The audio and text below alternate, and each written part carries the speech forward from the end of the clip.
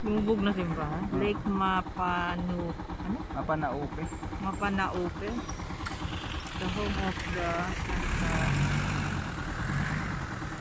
church yan, diba? May church dun. Lumubog, pero kita mo dun, pero maliit na. Yung lake na pupunta, yan, kita rin dun. Saan tayo dadaan? Dito tayo sa kaliwa. Sa kaliwa, okay.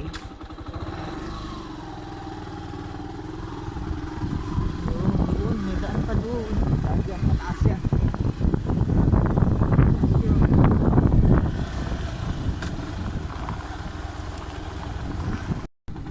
Mga kablandi, nandun na yung tulay. Dinaan-daan na namin mga ano dito, bato-bato. Muntik nang hindi kayanin ng kabayo namin. Na, pahinga konti yung kabayo. Pagod na. Buti na lang magaling tong kotsero ko.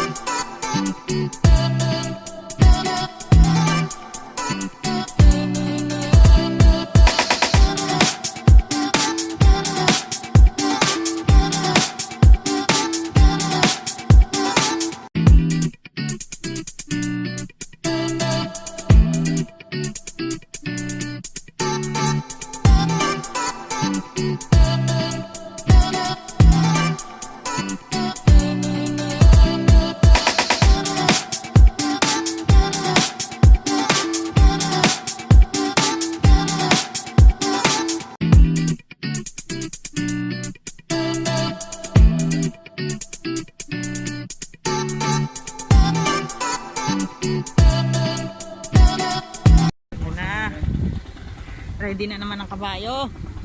Tatawid na po tayo sa tulay. Yun na. Yeah!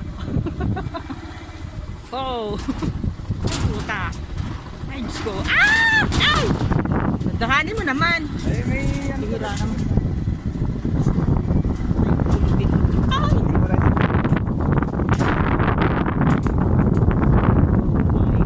Ay!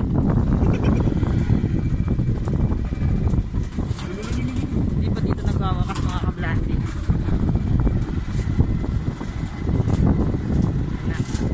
Papunta pa lang po kami doon sa destination na puntahan namin ng New Zealand.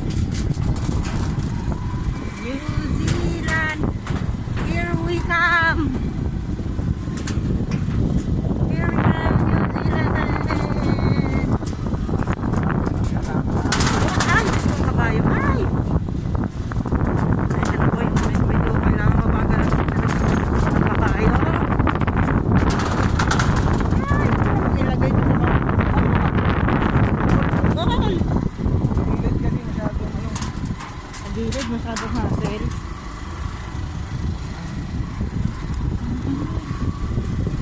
Ay, kumapit ka.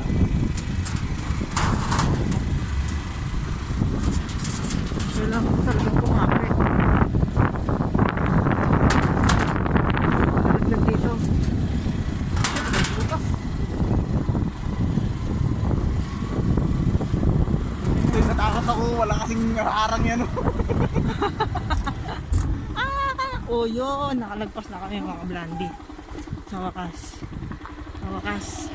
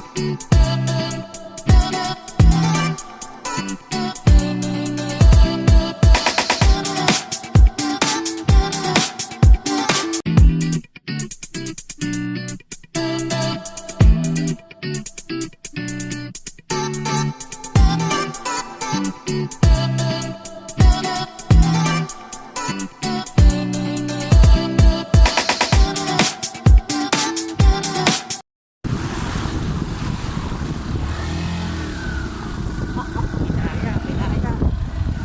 Dito na sa New Zealand. The Philippine New Zealand. Yan, mga kablandi ko, hihikain ko, kablandi ko. Mga vloggers dyan, hihikain ko kayo. Ay, burger Nandito joke. kayo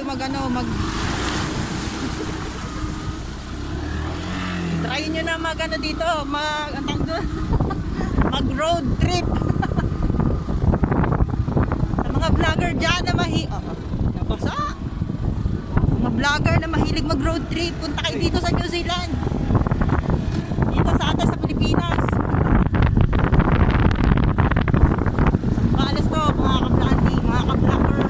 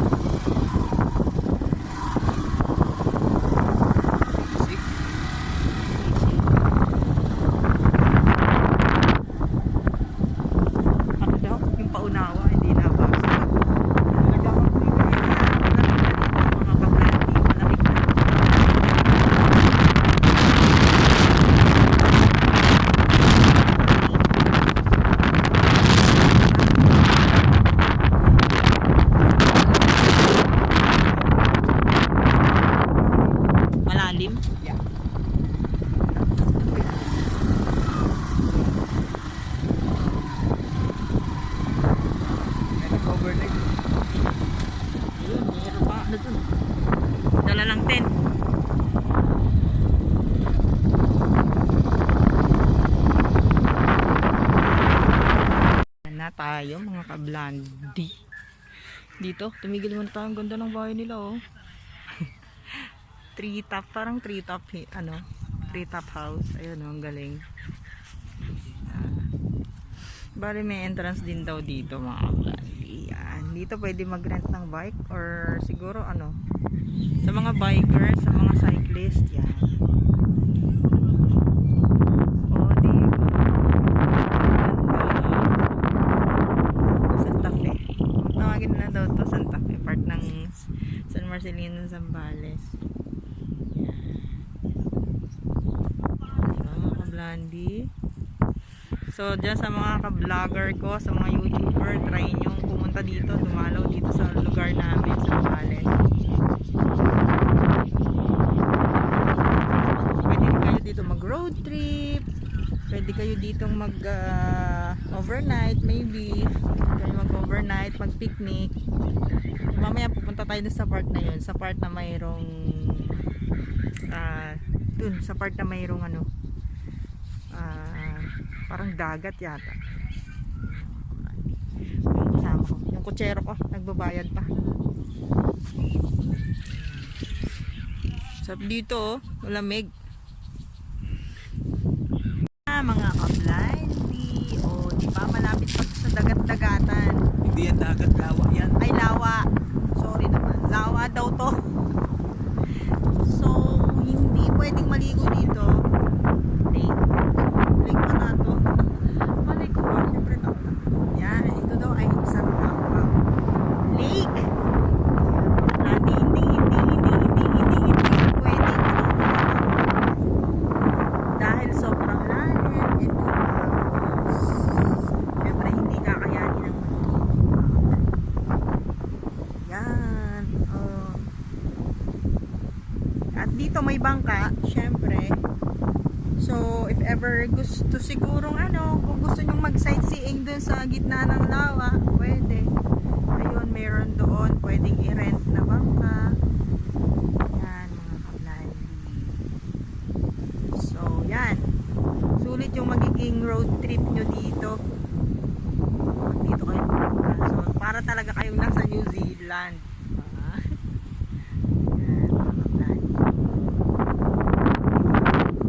Kutsero ko napagod yan. So hindi naman ganun karaming tao dito. Siyempre expect natin may konting, alam nyo na, may mga entrance fee, pero hindi naman ganun kamahal. Siyempre pinapanatili lang nila yung kalinisan din ng lugar na to. So yun,